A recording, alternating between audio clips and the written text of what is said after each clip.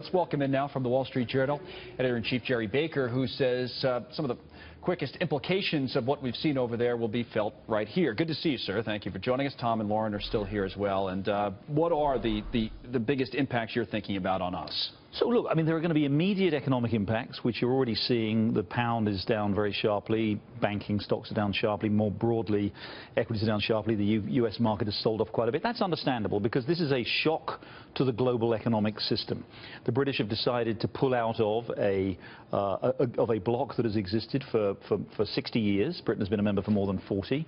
It's a trade bloc. It works well as a trade bloc. It encourages international trade. So there's going to be an effect on the global economy if Britain pulls out. So that's understandable. Right. The bigger question, I think, is what this vote tells you about the degree of dissatisfaction that a lot of ordinary people around the world feel about what they see as the disempowerment of their lives and about the alienation that they feel from their own government. They feel that they no longer in Britain have the ability to determine, for example, who comes into the country. One of the requirements involved in being a member of the European Union is that you accept complete labour mobility. Now, there are 400 million people living in Europe.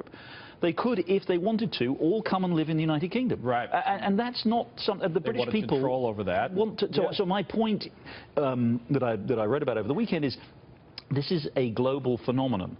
People around the world are unhappy with the way things are. The global economy has not been very strong. The financial crisis has had long-lasting effects.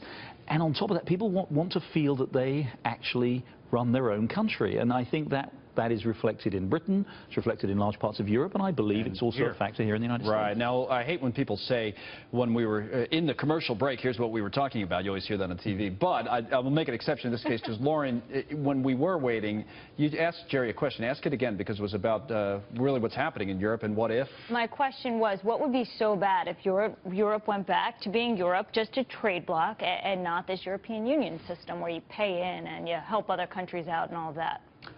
That's the question that was on the minds of 17 million people who voted in Britain to come out.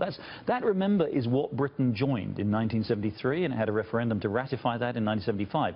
It was then the European Economic Community.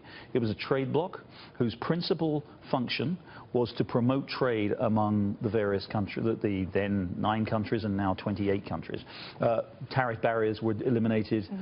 Regulations in many areas were eliminated when they introduced the single market in the 1980s. Part of that, however, has never been satisfactory for much of the European leadership. The European leadership wanted to create a super-state. They wanted to create the United States of Europe. There's an explicit commitment in the treaties of the European Union for what's called ever closer union. They want to create a single national, supranational identity, and that, unfortunately, the British people aren't willing to accept that, but nor are hundreds of millions of other people all over Europe. They believe that they are British first, French first, German first. They're not members of a European country. Let me thank you very much for coming in. I really appreciate it, Jerry.